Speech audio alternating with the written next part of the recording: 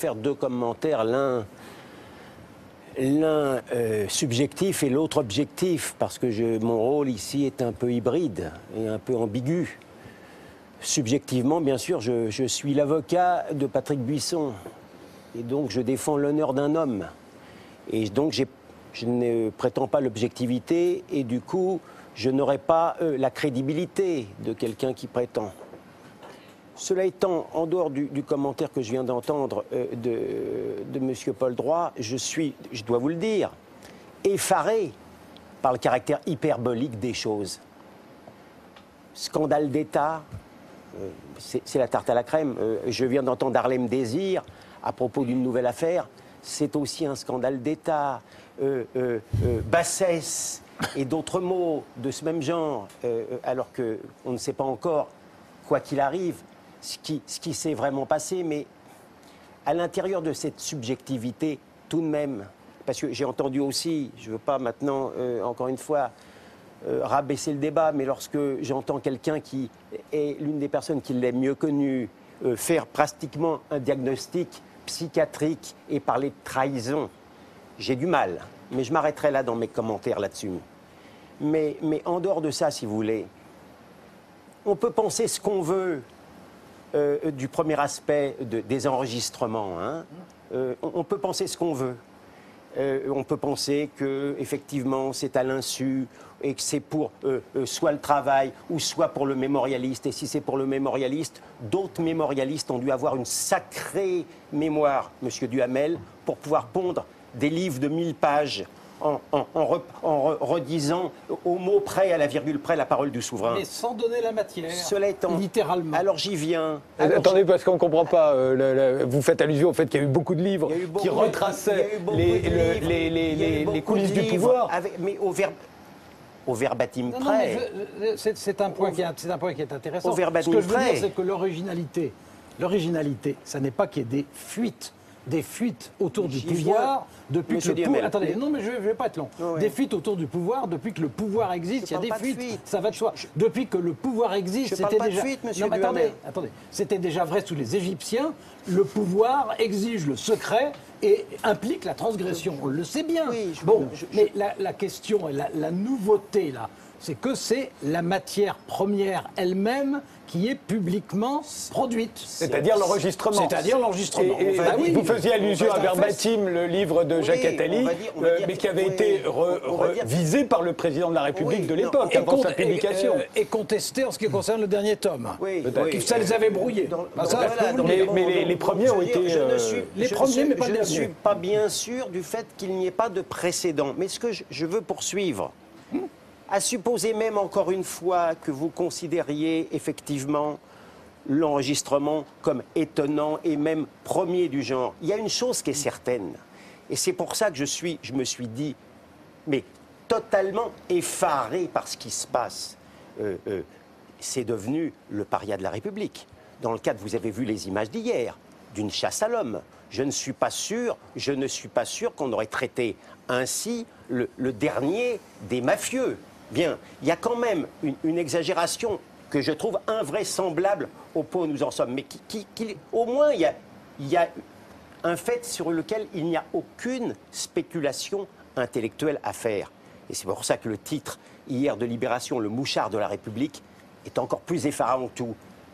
Patrick Buisson, mon client, n'a mouchardé personne. Il n'a menacé de moucharder personne à ma connaissance. À ma connaissance, au moment où nous parlons, il n'est nullement le vecteur de la publicité qui est faite à la matière enregistrée. C'est vrai, mais il en est la source. Non, mais ça limite.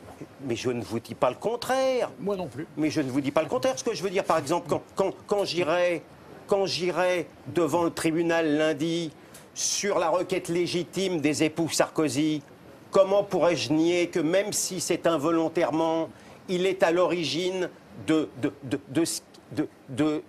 dégât au niveau... Mais il n'y a aucun doute. C'est pour atteinte à la vie privée, non, je dis simplement, et même après, le fait de s'être fait dérober, les enregistrements non effacés, il n'y a aucun doute là-dessus, mais il y a un espace incommensurable entre ce que j'entends et ce que je constate. Et en tout état de cause, au moment, encore une fois, où nous parlons, et ça c'est indéniable, il n'est pas à l'origine de la publicité. Ça fait 5 ans que la fameuse réunion élyséenne a eu lieu. Je ne sache pas qu'il en ait parlé, qu'il est menacé d'en parler, ou de quoi que ce soit. Vous parlez de celle qu'on a entendue en conversation. C'était 2011. Oui, 2011. Je viens maintenant à mon commentaire plus objectif. J'enlève la robe de l'avocat. Excusez-moi, mais qu'il n'ait rien diffusé, peut-être. Il n'empêche qu'il est quand même à l'origine des enregistrements. Sinon, et qu'il a pris, pardonnez-moi pour compléter, et qu'il a pris le risque qu'ils existent et que quelqu'un s'en empare. Parce que c'est important. Mais qui vous dit non? Il a exprimé l'intention. Est-ce que je pourrais aller jusqu'au bout? Donc, en tout état de cause, ça limite quand même grandement la matière et la manière dont nous parlons. J'y viens maintenant à mon commentaire objectif, et là, je trouve qu'on est soit dans une hypocrisie, soit dans une schizophrénie, encore que les deux choses sont peut-être compatibles. En même temps qu'on crie « haro sur le buisson », vous vous rendez compte, c'est incroyable cette violation de la vie privée. Les mêmes, cette violation de la vie privée, c'est très grave. Le scandale d'État, les mêmes qui se plaignent justement des éventuels dégâts, ce sont les mêmes qui procèdent à la publication. Ce sont les mêmes qui procèdent. Si vous ne voyez pas, non mais si mais peu importe, vous expliquez. Mais c'est la folie du système. D'ailleurs, je n'incrimine personne. J'incrimine la folie du système, y compris. D'ailleurs, le public voyeur dans tout ce que je dis là. Est-ce que je peux vous poser une question? On va ouvrir le débat. Non, mais je voudrais poser une question. Est-ce que vous voyez une différence de statut, de rôle, donc de responsabilité entre celui qui est volontairement le conseiller proche d'un chef de l'État et des journalistes qui doivent transmettre ce qui leur paraît important? Je ne suis plus sur le terrain des responsabilités, Monsieur Duhamel. Si vous êtes je suis en train de vous dire, d'essayer de vous montrer le paradoxe qui, pour moi, est saisissant entre un public, des moralistes qui se plaignent de l'atteinte à la vie privée en même temps qu'ils y procèdent. Si vous ne voyez pas ce paradoxe inouï... Alors, Étienne Jernel va vous répondre. Bien sûr, la presse, avec un bel ensemble, à l'unisson, réagit. Alors, dans ce rôle-là, vous n'êtes pas plus objectif que moi. Mais pourquoi? On prétend pas mais vous confondez deux choses qui n'ont strictement rien à voir. On ne critique pas l'atteinte à la vie privée. Déjà. Le sujet, c'est la déloyauté d'un collaborateur du président envers son président. Alors, ça, c'est un vrai sujet. Alors, on va parler de ça. Nous, on travaille pas.